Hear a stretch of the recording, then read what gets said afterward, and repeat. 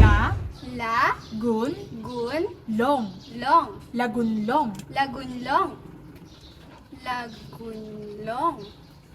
Anak ko, ang kaalaman mo sa pagsulat ay mahalaga. Hindi ko ito pwedeng ipagkait sa'yo. Bakit nga ba hindi ako maaring mag-aral, inay? Pinagmamasdan ko ang ibang bata ngunit hindi naman sila napapahamak katulad ng sabi ni Itay. ¿Qué estás haciendo? I told you to not teach that girl anything, especially writing, Alma. Don't you dare repeat that same mistake, Alma. Dalas naman.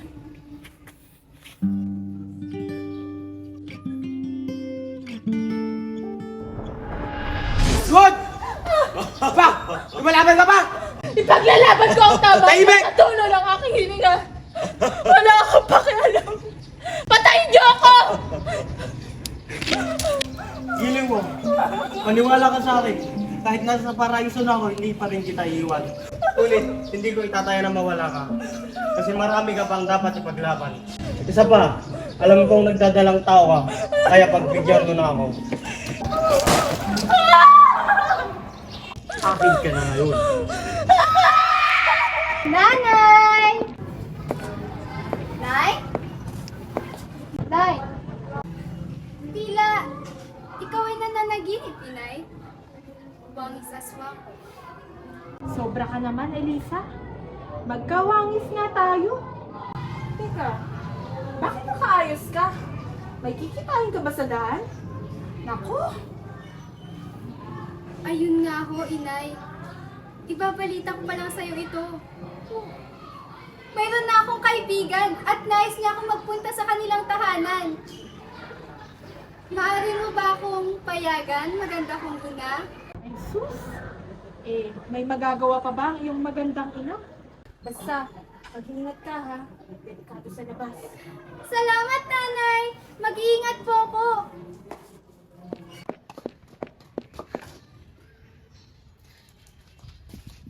Ano yun, Nay? Manong Kartero, artikulo ho. Ibang? Nakita ko na naman ang bumiyag ng aking puso. Ito, bulaklak, nakabigha-bighanig katulad mo. Naku, si Lito. Punong-puno ka talaga ng pambobola. Akin na nga yan. Anong bola? Totoo namang nabigani ako sa'yo. Binibini. Tumigil ka nga. Mamaya, may makakita pa sa atin dito.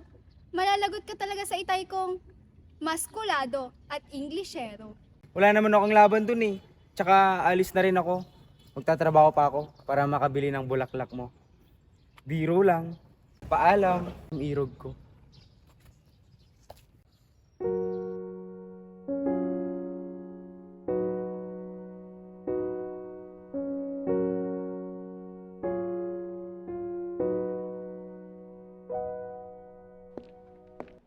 Nay, nakauwi na po ako.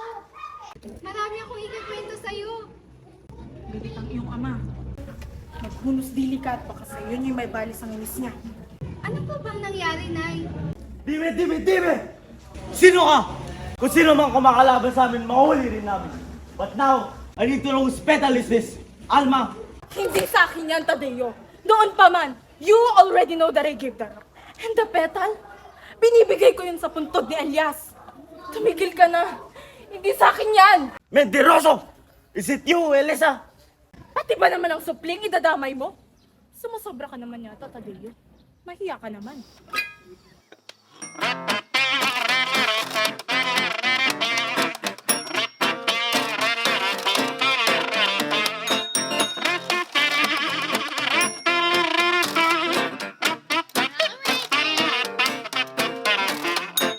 Went to see my little gal, sweet darling little. General! It's time, Garando. I cannot find the writer. Lo lamento. Disparades!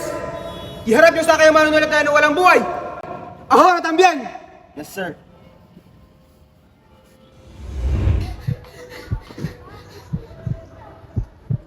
Manong Kartero, artikulo ho.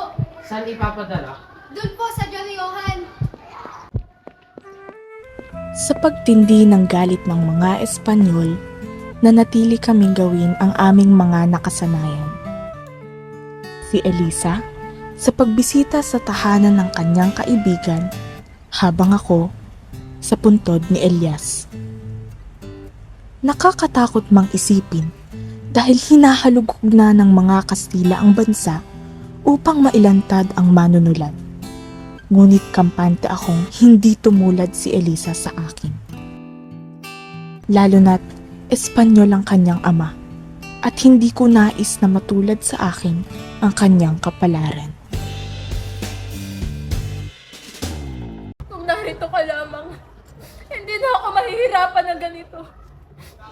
Bumalik ka ng mahal ko.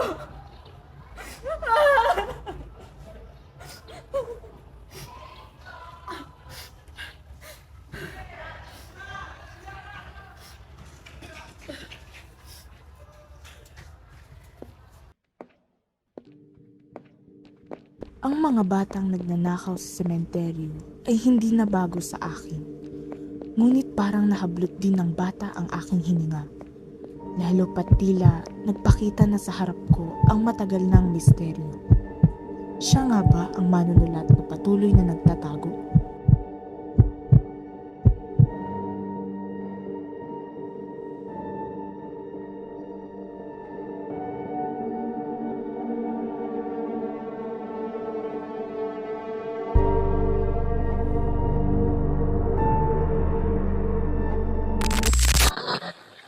Nabatid na namin na ang manunulat ay babae.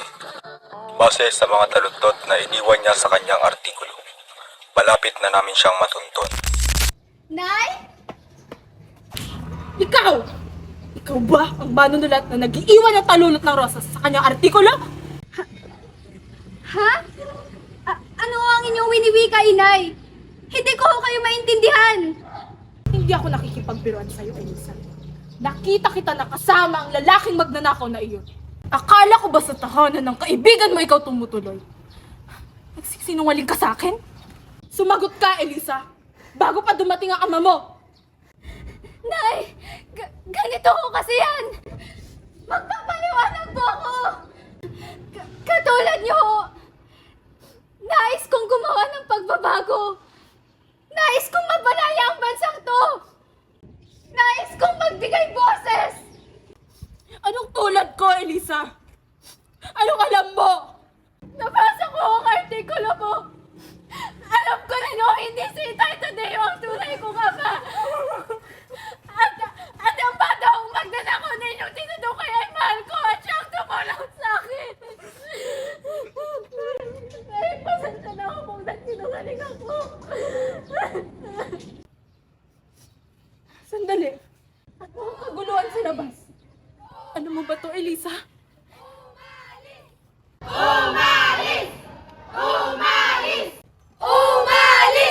Umalis kayong mga Espanyol dito!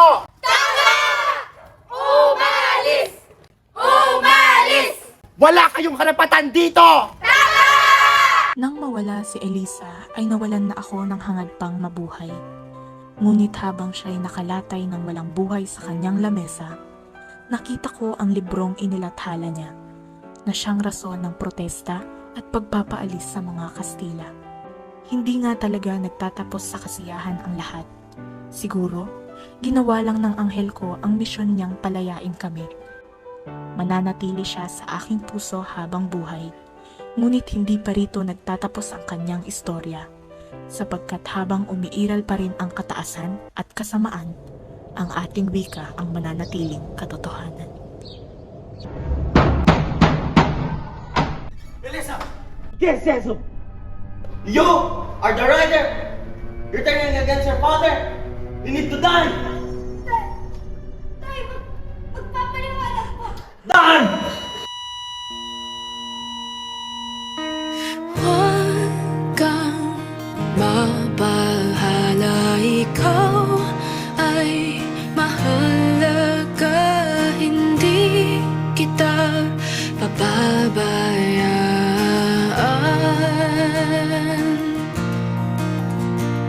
Hindi tayo naiiba at sana'y